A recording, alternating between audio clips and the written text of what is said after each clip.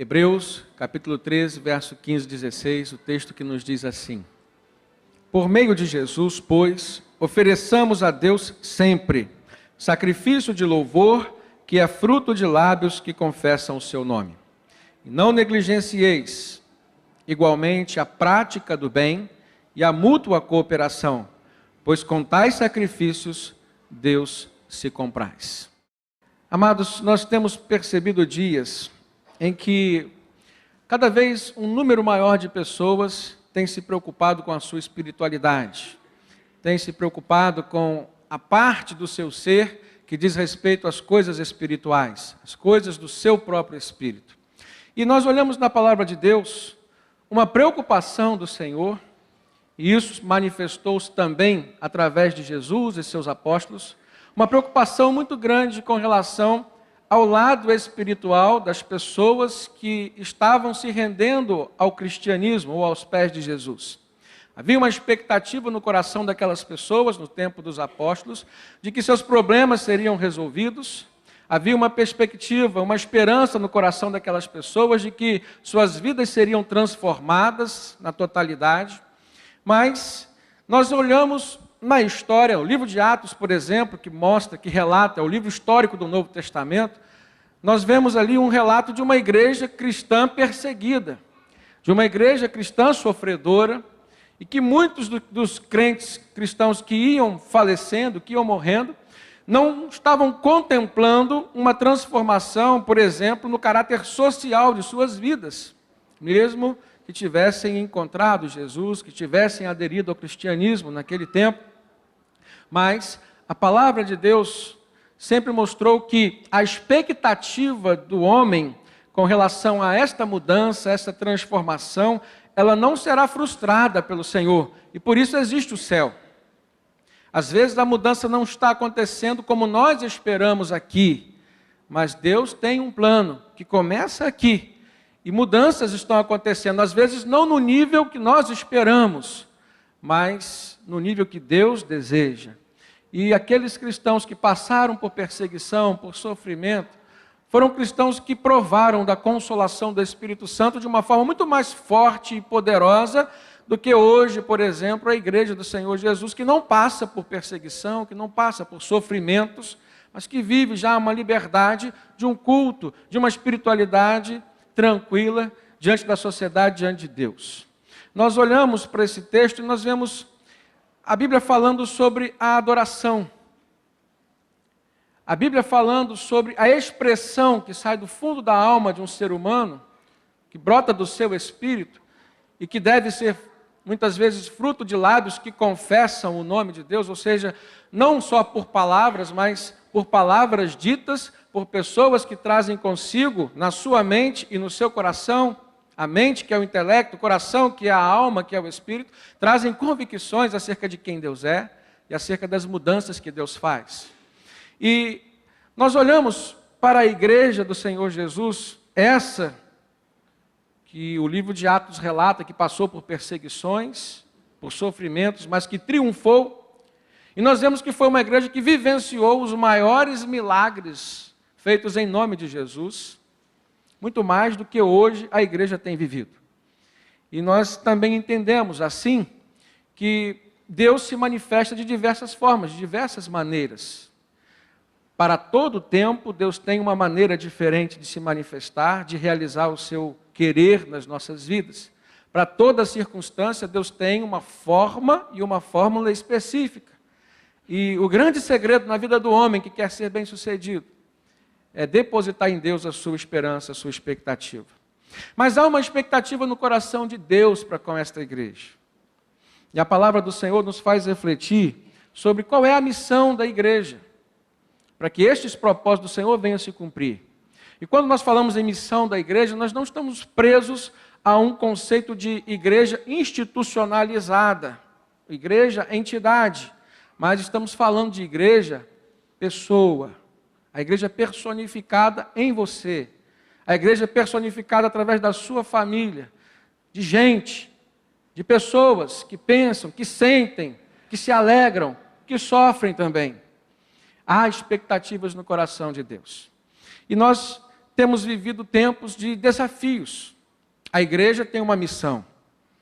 E a missão da igreja do Senhor Jesus é uma missão que deve ser vista na íntegra, na sua íntegra, ou seja, num caráter integral. Deus manifestou o seu desejo para com os cristãos envolvidos numa igreja, dando-lhe missões. E essas missões dizem respeito às suas tarefas. Nós vemos que a igreja do Novo Testamento e a igreja que nós vivemos hoje, ela tinha claramente pelo menos 5 áreas de atuação. A área da evangelização, a área da assistência social, a área da adoração, a área do ensino da palavra e a área da comunhão. A Bíblia, ela dá uma ênfase especial para os cristãos que iam se convertendo, no sentido de que eles deveriam priorizar e desenvolver essas atitudes nas suas vidas que levavam cada um deles a se integrar dentro desse propósito maior do Senhor que nós chamamos de missão integral. E por que são 5, pelo menos, ou as principais? Nós vemos nessas 5 dimensões, ou 5 manifestações, a dimensão vertical, a dimensão horizontal e a dimensão central. Nós vemos na atuação da dimensão vertical aquilo que é a nossa relação com Jesus, com Deus.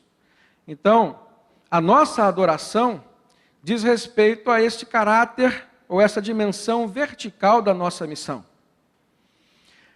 Aquilo que é missão horizontal para nós, nós olhamos a evangelização, que é quando o cristão compartilha com o outro aquilo que ele tem de espiritual, aquilo que trouxe salvação para a sua vida.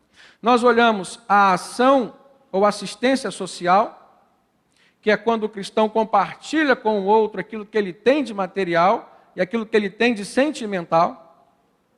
E nós vemos também neste caráter horizontal a comunhão, que é quando o cristão se relaciona com o outro na perspectiva de dar e receber. Dar o que tem e receber aquilo que não tem, em todos os sentidos da sua vida. E na dimensão central, o cristão pensa então na centralidade de Cristo. O ensino da palavra, não só no ensinar, mas pensando no ensino e na aprendizagem. Quando ele aprende a palavra, quando ele usa a palavra para nutrir a sua alma, o seu espírito, para desenvolver o seu crescimento como um ser humano completo e total. Então, quando nós pensamos na evangelização, quando nós pensamos na assistência social, quando nós pensamos na adoração, quando nós pensamos na comunhão, quando nós pensamos no ensino da palavra, no ensino e aprendizagem, nós estamos cumprindo aquilo que é a missão integral de Deus para a sua igreja, para as nossas vidas. Ou seja, nós estamos cultivando o nosso desenvolvimento, o nosso crescimento no caráter vertical, nosso relacionamento com Deus, no caráter horizontal, nosso relacionamento com o nosso irmão, e no caráter central, o nosso relacionamento com a nossa própria alma, com o nosso espírito, trazendo crescimento e desenvolvimento para ela. Mas nos chama a atenção a questão da adoração. Eu olho na palavra e eu vejo, por exemplo, atitudes de Abraão, a quem Deus chamou para cumprir um propósito, deu a ele uma missão. Falou: Abraão, sai da tua terra, deixa a tua família, sai da tua parentela e vai para uma terra que eu te mostrarei. Farei de ti uma grande nação, em ti serão abençoadas todas as famílias da terra. Deus chama Abraão, Deus dá a Abraão promessas, Deus dá a Abraão uma missão. Deus dá a Abraão consolação, porque a vida de Abraão não foi fácil. E às vezes a gente pensa em Abraão na perspectiva de um homem próspero, abençoado, grande patriarca, mas nós não imaginamos nem um pouquinho da luta que aquele homem teve. E por que ele passou por tudo que passou. A vida de Abraão foi reflexo, foi fruto de alguém que se relacionava com Deus. Ou seja, tinha uma dimensão muito clara desse caráter vertical na missão enquanto homem de Deus que ele havia recebido. Então, amados, Abraão foi bem-sucedido na sua família, porque ele tinha uma dimensão vertical, ou seja, ele era um homem de adoração, tinha clareza. Abraão foi bem-sucedido nos seus projetos, poderíamos pensar assim, materiais, sua vida profissional, ele foi um homem que prosperou. Por quê? Porque ele via nas suas coisas, nos seus bens, a pessoa de Deus, ou seja, o seu caráter era dependente de uma relação vertical entre ele e o seu Deus. Mas me chama muito a atenção o fato, por exemplo, de Abraão ter entendido, ter ouvido de Deus um dia, que ele haveria de sacrificar o seu filho para Deus. E o que dá um nó na minha cabeça, algumas vezes, eu sei que dá na cabeça de muitas pessoas, é porque Deus haveria de pedir a um homem que lhe desse, que lhe sacrificasse o seu próprio filho. E nós entendemos o porquê que isso aconteceu na vida de Abraão. De tudo que Abraão tinha recebido de Deus, dos seus bens, sua esposa, Sara, era uma mulher linda. Mas o que ele havia recebido de mais importante era o seu filho, Isaque. O sonho que ele havia recebido. Aquilo onde estava o seu coração. E Deus colocou à prova na vida de Abraão, dada a profundidade do relacionamento vertical entre ele e Deus, colocou à prova o seu amor pelo próprio Deus. Como quem haveria de demonstrar para o Senhor quem estava à frente na sua vida. Deus não haveria de deixar Abraão sacrificar o seu filho. Mas ele queria mostrar para Abraão, a ponto de desenvolver uma fé ainda maior na vida daquele homem, queria mostrar para ele que ele era capaz de entregar o seu filho, aonde estava o seu coração, onde estava todo o seu tesouro, de volta para o Senhor. A bênção de Abraão não era maior do que o Deus abençoador que Abraão tinha. A grande lição está onde? No aprofundamento da relação entre Abraão e Deus, no que diz respeito à dimensão vertical da missão de todo crente. Me chama a atenção o fato, por exemplo, de Jacó ter erguido uma coluna, um altar, em homenagem a Deus, para cultuar a Deus. Me chama a atenção quando Josué, por exemplo, atravessou o Rio Jordão e ergueu ali um altar com 12 pedras, uma para cada tribo do povo de Israel, e fazendo ali um pacto com o Senhor. E a vida dos homens de Deus, ela sempre esteve repleta de manifestações de espiritualidade, ou algumas de religiosidade. E isso sempre traduziu o que nós chamamos hoje de adoração. Se hoje nós não erguemos mais colunas com pedras, se hoje nós não sacrificamos mais animais, e já entendemos que Deus não pedirá que sacrifiquemos nossos filhos, mas nós hoje louvamos ao Senhor, nós oramos, nós nos relacionamos, desenvolvemos uma vida de relacionamento no caráter vertical, da nossa forma, que expressa a nossa cultura, nosso ambiente social. Mas o que importa, irmãos, é como estamos fazendo isso. Não é a forma, mas a essência, o que origina tudo isso. Então, o autor aos Hebreus, ele diz que nós devemos oferecer a Deus, por meio de Jesus, sempre um sacrifício de louvor que é fruto de lábios que confessam o seu nome. Então, deve haver constância, ele diz, ofereçamos a Deus sempre. Também diz, não negligencieis igualmente a prática do bem, ou seja, aquilo que você faz, a manifestação horizontal, ela é importante. Ela vai influenciar também a sua relação vertical com Deus. Ele diz, não negligencieis igualmente a prática do bem e a mútua cooperação, pois com tais sacrifícios Deus se compraz. Então nós precisamos refletir hoje sobre a nossa adoração, como temos feito, naquilo que é o objetivo final, o alvo. E o autor aos Hebreus diz que tudo isso deve ser feito da forma com que Deus venha ter prazer. Aquilo com que Deus se compraz. Eu preciso olhar para a minha vida e avaliar as minhas atitudes, as minhas motivações, os meus sentimentos, e verificar se Deus tem tido prazer. Porque se Deus tem tido prazer, isso é adoração. Adorar, então, irmãos, reflete uma atitude de rendição a Deus.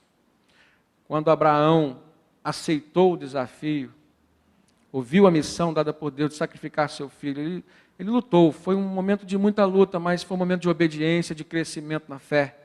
E Deus mandou um anjo e impediu que ele sacrificasse seu filho. Mas até aquele momento foi um momento de construção de uma fé inabalável, a ponto de Abraão ter recebido na Bíblia o título de pai da fé. E eu entendo, irmãos, que quando o cristão não desenvolve a sua fé pela palavra, ele vai ter que desenvolver pela experiência. E o desenvolvimento da fé pessoal pela experiência só tem uma forma. A Bíblia fala, provação. Aquilo que vem de Deus como tribulação para a nossa vida, aflição, para nos fazer entender quem Deus é, quem nós temos sido e qual é o propósito de Deus para a nossa vida e o que nós precisamos passar a viver, a fazer, a compreender para o nosso próprio crescimento espiritual. Adoração, então, é um ato de rendição. Abraão se rendeu. Outros homens e mulheres de Deus se renderam ao Senhor. No hebraico, que é a língua original do Antigo Testamento, tem uma palavra chamada shaká, que aparece 170 vezes na Bíblia. E que traduzida tem esse significado de alguém que se inclina diante de um Deus. Alguém que se prostra, alguém que se ajoelha. Tem também uma palavra chamada avad, que significa servir, que está tudo relacionado com a adoração. Porque alguém que crer numa divindade, alguém que se prostra diante dessa divindade, é alguém que quer servir a essa divindade.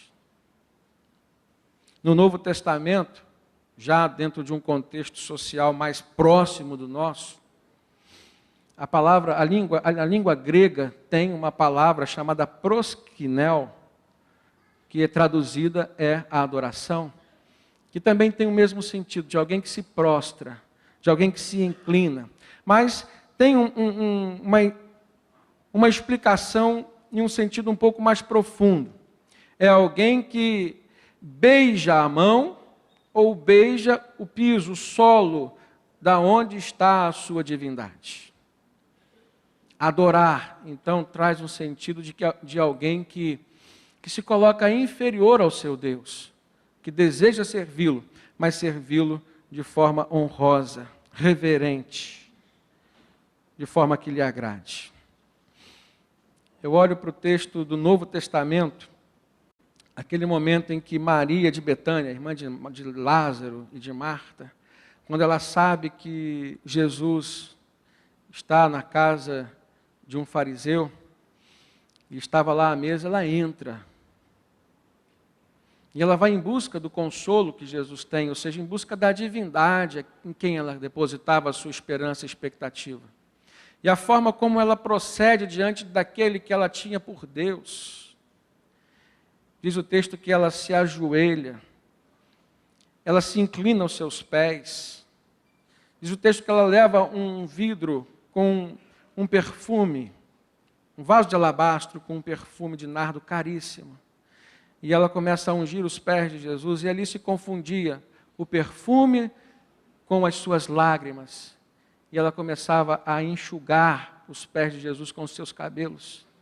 Olha como essa atitude expressa de fato aquilo que é conceito da palavra adoração. Ela estava ali se rendendo diante de Jesus, buscando perdão, buscando uma motivação, buscando uma razão para a sua existência e para a continuidade da sua vida aqui. E só em Deus nós podemos achar isso. O ser humano erra, o ser humano tropeça, o ser humano se decepciona quando ele coloca a expectativa em pessoas, em entidades. Quando ele coloca a sua expectativa de vida no poder, no status quo. Porque tudo isso passa, tudo isso tem um tempo. Não faz parte daquilo que é eterno em nós. Maria procurou em Jesus, Abraão procurou em Deus e foram bem-sucedidos. alcançaram o perdão, alcançaram a misericórdia, alcançaram salvação e continuaram a sua vida. É por isso que a gente vê hoje pessoas que cometem suicídio, irmãos. Muitas delas depositaram suas expectativas, suas esperanças em alguém que não era Deus, ou em pessoas, ou em situações, ou em entidades, instituições. Mas a adoração, ela tem esse caráter na nossa vida de importância. Como nós temos adorado. Muitas pessoas confundem a verdadeira adoração. Hoje nós estamos vendo dias lá no Iraque em que cristãos estão sendo perseguidos pelos islamitas e muitos estão sendo mortos por causa da fé, por causa da adoração de alguém que não entendeu de fato quem é Deus. Então a gente começa a perceber qual é o grau de importância da adoração. E por que a Bíblia dá tanta importância, tanto enfoque a uma adoração verdadeira? O fato de você estar aqui hoje é uma expressão de adoração. Não é só quando você canta. Quando você ora, é uma expressão de adoração. Então, em primeiro lugar, esta adoração deve ser feita em espírito e em verdade. Essa adoração, essa expressão deve ser feita como um ato de rendição de alguém que só deposita a sua esperança no seu próprio Deus. Em segundo lugar, adorar é também um ato sublime de serviço ao Senhor. E aí que nós precisamos avaliar como temos servido.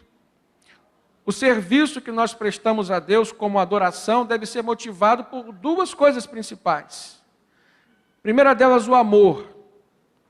E a segunda, a gratidão. Em 1 Coríntios 13, o apóstolo Paulo está falando sobre dons. Ele diz, olha, o mais importante é o amor. Ele vem no capítulo 12 falando sobre outros dons, ele diz assim, agora eu vou apresentar um caminho sobremodo excelente. Ele começa a falar do amor. E no final ele diz assim, agora pois permanecem a fé, a esperança e o amor. Estes três, o mais importante é o amor. Temos que servir a Deus por amor. Se tem uma coisa que Deus avalia no coração dos seus filhos, é a essência que lhes motiva toda a atitude de serviço e de adoração. Muitas pessoas têm servido a Deus por interesse. Muitas pessoas querem fazer para receber. E pensam que Deus não está avaliando isso. Se um ser humano sabe quando um homem ou quando uma mulher se aproxima dele por interesse, por exemplo, material, imagina Deus. E há muitas pessoas hoje pregando um evangelho baseado, fundamentado na troca e não no amor. E a Bíblia é clara, irmãos. Tem que haver amor, mas tem que haver também gratidão. O verdadeiro amor, ele planta em nós também esse sentimento de gratidão. Dr. Russell Shedd, um teólogo muito famoso, mora no Brasil ainda hoje, escritor de vários livros de teologia. Ele disse que Deus reivindica a totalidade do serviço dos seres a quem Ele resgatou e deu vida. Resgate e vida. Isso reflete o caráter da gratidão na nossa adoração enquanto serviço que prestamos a Deus. Lá em Mateus, no capítulo 4, no verso 10, um texto que fala sobre a tentação de Jesus. No último momento em que Jesus estava diante de Satanás, o que Satanás propôs a ele, lá no alto do monte, mostrando Jerusalém e o mundo e a glória de todo o mundo, foi o quê? Tudo isso te darei, se prostrado me adorardes. Fala de adoração. Entende, irmãos? Satanás e Jesus. Poderíamos pensar assim, as duas maiores referências espirituais, uma do bem e outra do mal, estão dialogando e discutindo sobre o quê? Sobre adoração. E aí, Jesus fala o que para Satanás? Vai-te, sai, Porque está escrito, e ele usa a palavra para endossar, somente ao Senhor teu Deus adorarás e só a Ele servirás. A adoração associada a serviço. Nós precisamos avaliar o serviço que temos prestado ao nosso Senhor. Jesus escreve, por meio do apóstolo João, 7 cartas, uma para cada uma das 7 igrejas da Ásia Menor, que nós conhecemos como as igrejas do Apocalipse. Nas 7 cartas, irmãos, existe uma coisa em comum. Jesus diz assim: conheço as tuas obras. Para a igreja de Tiatira, ou em Tiatira, Apocalipse 2,19, ele diz assim: eu conheço as tuas obras, o teu amor, o teu serviço, a tua fé, a tua paciência, e que as últimas obras tuas são mais do que as primeiras. Jesus estava elogiando essa igreja, nesse sentido. Mas para as outras 6, ele fala: conheço as tuas obras, conheço o teu serviço. E nem todas foram aprovadas por Jesus. E aí, nós precisamos nos ver como verdadeiros adoradores, que precisam adorar o Senhor em espírito e em verdade. Nós precisamos nos ver como pessoas que às vezes não têm adorado assim. Nossa adoração às vezes não tem sido espiritual e nem sempre tem sido verdadeira. Queridos, um outro caráter da adoração que nós precisamos ver e avaliar na nossa vida é o caráter da reverência. Na carta aos Hebreus, no capítulo 12, no verso 28 e 29, o autor diz assim: por isso, tendo recebido um reino que não pôde ser abalado, ou que não pode ser abalado, retenhamos a graça pela qual sirvamos a Deus agradavelmente, com reverência e com piedade, porque o nosso Deus é um fogo consumidor. E todas as vezes que a Bíblia fala de adoração, ela fala de alegria também, mas alegria reverente. Tudo aquilo que nós levamos a sério, nós não fazemos por brincadeira. A própria palavra já nos faz entender isso. Eu posso estar alegre na presença de Deus, mas eu preciso estar reverente, com seriedade no meu coração. Tudo aquilo que nós levamos a sério, irmãos, nós tratamos com reverência. Deus requer de nós uma adoração reverente. A reverência diz respeito ao zelo, à dedicação, diz respeito também ao fervor. Às vezes nós temos olhado muitas manifestações físicas, de gestos, no momento de adoração, no momento de louvor, em muitas comunidades. A televisão está aí para nos mostrar, os DVDs estão aí. Mas nem sempre aquilo é reflexo de fervor. O termômetro espiritual não está na nossa manifestação física, e sim nos sentimentos da nossa alma. Estava vendo um debate esta semana que estava falando justamente sobre isso. E um dos debatedores, um pastor, e me chamou muita atenção porque ele também era neopentecostal, e ele estava falando contra algumas manifestações neopentecostais, de extremismo na área física, mas de muito vazio no que diz respeito à vida espiritual. Ele dizia assim: olha, eu prezo muito pelo pregador, pelo pastor, pelo ministro, que demonstra a unção pelo fruto do Espírito, e não pela manifestação, não pela performance no altar de Deus. Isso é fervor espiritual. E nós precisamos ouvir uma palavra como essa e tomá-la para nós mesmos. Que tipo de fruto espiritual nós temos produzido? Que o fruto vai demonstrar para nós como tem sido o nosso fervor na nossa adoração, ou a profundidade da nossa adoração.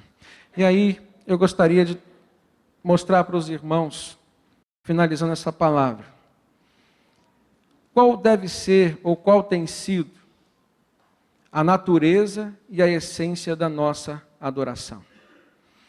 A natureza da adoração, ela pode ser vista de duas formas, irmãos. Pela forma sentimental ou emocional, e pela forma racional. A Bíblia nos faz entender que a adoração pode se manifestar dessas duas maneiras e deve ser manifesta das duas maneiras. O apóstolo Paulo chegou a dizer: como cantarei eu? Cantarei em espírito, mas cantarei com inteligência. Orarei em espírito, mas também orarei com entendimento. Eu não posso achar que emoção é unção. Para ser unção precisa ter entendimento e pode ter emoção. Precisa ser racional. A palavra de Deus diz lá em Romanos 12:1, o apóstolo Paulo falando para os crentes, para os cristãos em Roma: rogo-vos, pois, irmãos, pela compaixão de Deus, que apresenteis os vossos corpos como sacrifício vivo, santo e agradável a Deus, que é o vosso culto, o quê? Racional. Mas nós olhamos, por exemplo, no Salmo 95, uma manifestação de adoração do salmista, que diz assim: vinde, cantemos ao Senhor, jubilemos a rocha da nossa salvação. Apresentemo-nos ante a sua face com louvores, celebrando-lo com salmos, porque o Senhor é Deus grande e Rei grande sobre todos os deuses. Alegria, emoção. Deus, irmãos, é Deus que nos emociona. Deus é Deus que toca no íntimo do nosso coração. Mas lembre-se sempre de uma coisa: o que transforma o homem não é a emoção, é a razão. E Deus é Deus de transformação. Você pode sair de um momento de íntima comunhão com Deus. Se foi de íntima comunhão com Deus, você vai sair transformado. Ou você pode sair de um momento que você pensou ser de íntima comunhão com Deus, simplesmente, tão somente emocionado. Mas o que alimenta a nossa alma, o nosso espírito, é a palavra. Ela é viva, ela é eficaz e ela nos transforma. Quando o apóstolo Paulo, na Grécia, chegou na cidade de Atenas, e aí o fato de ter sido em Atenas, nós precisamos pensar no contexto social. Grécia foi o berço de toda a filosofia. E a filosofia era a mãe da religião. E ali, o apóstolo Paulo vê no Areópago várias imagens, vários ídolos, uma estátua para cada ídolo. E as pessoas que mais faziam filosofia estavam ali adorando a deuses que eram falsos, que não eram eficazes, que não tinham efeito na sua vida. E aí, a abertura daqueles homens filósofos era tão grande para o novo, e isso é bom, que tinha lá um altar para o Deus desconhecido. E o apóstolo Paulo pega aquela deixa, sobe no Areópago e diz assim: eu vou falar sobre este Deus que vocês não conhecem. E lá no livro de Atos, no capítulo 17, no verso 28, ele diz assim: nele nós vivemos, nele nós nos movemos, nele nós existimos. Como também alguns dos vossos poetas disseram, pois somos também sua geração ou sua descendência. Mas aí Paulo conclui: sendo nós, pois, descendentes desse Deus, ou de Deus, Paulo estava falando de um Deus único e verdadeiro, não havemos de cuidar que a divindade seja semelhante ao ouro, à prata ou à pedra esculpida por artifício e imaginação dos homens. Paulo começa a descortinar na vida daqueles filósofos uma realidade espiritual que eles não tinham tido domínio ainda. Eles estavam adorando, mas na superficialidade, a ponto de não conhecerem intimamente o Deus a quem eles adoravam. E Paulo fez com que aqueles homens pensassem: se vocês, que são tão sábios assim, estão adorando um Deus, me chama a atenção o modo como vocês se portam. Como que pode um Deus que criou o homem se reduzir a uma criação feita pela mão do próprio homem? Como pode isso? E aí Paulo começa a mostrar para aqueles homens o que é de espiritual, ou o que há de espiritual na vida deles, que transcendia o campo intelectual. A adoração pode ser com emoção e razão, mas ela transcende o campo da emoção e da razão, porque ela é espiritual na sua essência, na sua natureza e essência. E aí, irmãos, nós precisamos olhar para a nossa vida. Antes de sermos conhecedores da palavra, nós precisamos ser submissos ao Deus da palavra. Não adianta você abrir a Bíblia e ler, se você não tiver uma vida de devoção, uma espiritualidade dependente do Deus que inspirou a palavra. No momento em que alguém que lê a Bíblia, submisso, desejoso por ouvir Deus, o transcendente, que é imanente nos seus corações, aí acontece um milagre. E a própria Bíblia explica, o milagre da iluminação. É a operação sobrenatural do Espírito Santo na vida de quem lê, que faz com que ele ouça a palavra de Deus. A Bíblia por si só e tão somente não é a palavra de Deus. Uma pessoa pode ler esta Bíblia como um livro qualquer, criticá-la e não ter transformações boas na sua vida. Mas uma pessoa que vai ler a Bíblia submissa, na dependência do Espírito Santo, sempre será abençoada por Deus. Deus vai falar com ela. E aí, queridos, nós precisamos olhar a natureza e a essência da adoração. Está totalmente relacionada com aquilo que está dentro de nós. Ela é fruto, como diz o autor aos Hebreus, fruto de lábios que confessam o seu nome. E você confessa aquilo que você crê. Você precisa de fé. É aí que muitos cientistas, filósofos não conseguem entender e tropeçam. Eles querem entender aquilo que não creem antes. E o que Deus coloca como necessário para o relacionamento com Ele é a fé antes de todas as coisas. Antes do entendimento, nós precisamos crer. A origem da adoração está na transformação do homem, que é uma operação de Deus.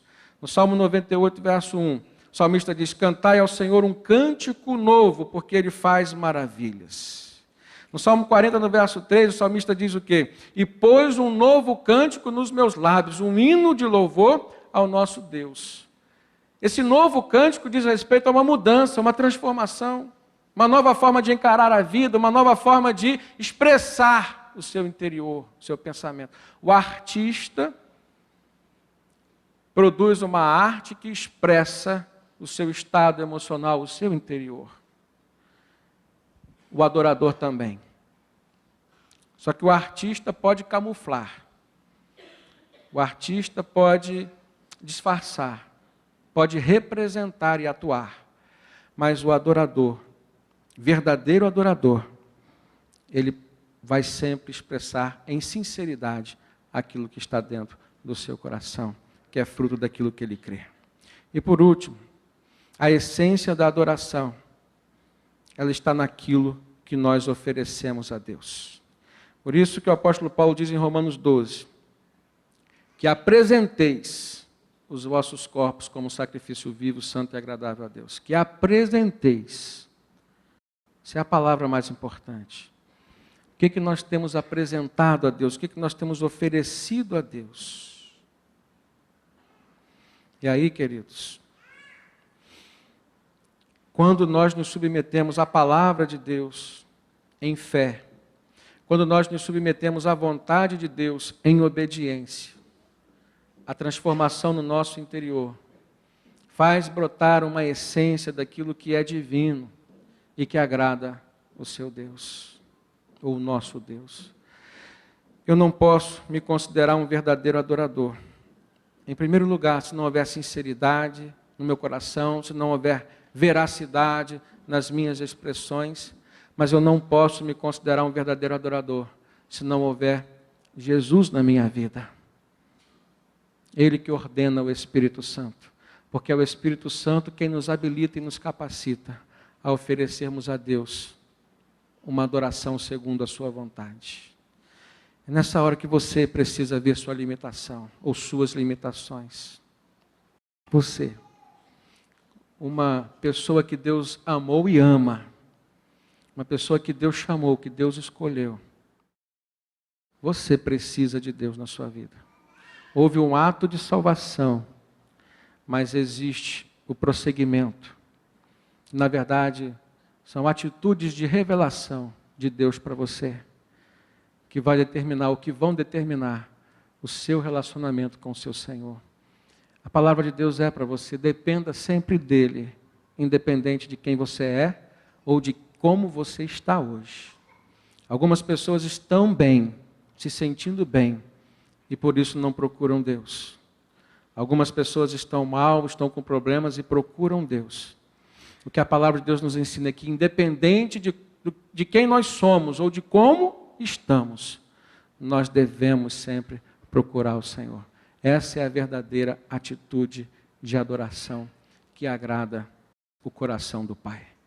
Em outras palavras, irmãos, a adoração tem um alvo, tem uma direção muito específica. É Deus. E que Deus seja sempre louvado e adorado por nossas vidas. Jesus falou: se as minhas palavras estiverem em vós, e se vós estiverdes em mim, pedirei tudo o que quiserdes, e assim vos será feito. Existe compromisso de Deus em Jesus conosco. Nós precisamos saber disso. E agora, quem você vai ser a partir desta palavra? Como será a sua vida? Jesus disse para a mulher samaritana, à beira do poço, na cidade de Sicar: Deus é espírito, importa que seus adoradores o adorem em espírito e em verdade. E disse que pessoas que adoram assim são pessoas procuradas por Deus. Ele disse: a estes o Pai procura. Se Deus procura pessoas assim, irmãos, é porque não há muitas pessoas que agem assim. E se Deus procura pessoas assim, é porque Ele se importa. Ele dá importância especial para estas pessoas. Eu quero ser uma pessoa assim. E a palavra do Senhor nessa manhã é para direcionar a sua vida a buscar uma transformação, de maneira que você seja e haja de forma mais espiritual, mais autêntica, mais verdadeira com Deus, porque Ele te conhece. A cada atitude cínica nossa diante de Deus ou para com Deus, causamos um sofrimento no coração do nosso Pai. Deus pede que sejamos mais verdadeiros, mais autênticos. Ele tem procurado cristãos que ajam assim. Você quer ser achado por Deus? Nessa manhã o Senhor te convida, de fato, a procurar esta mudança e atender ao chamado de Deus, a esta missão que diz respeito à dimensão vertical entre Ele e você, que você possa ser um cumpridor dessa missão de Deus. Amém?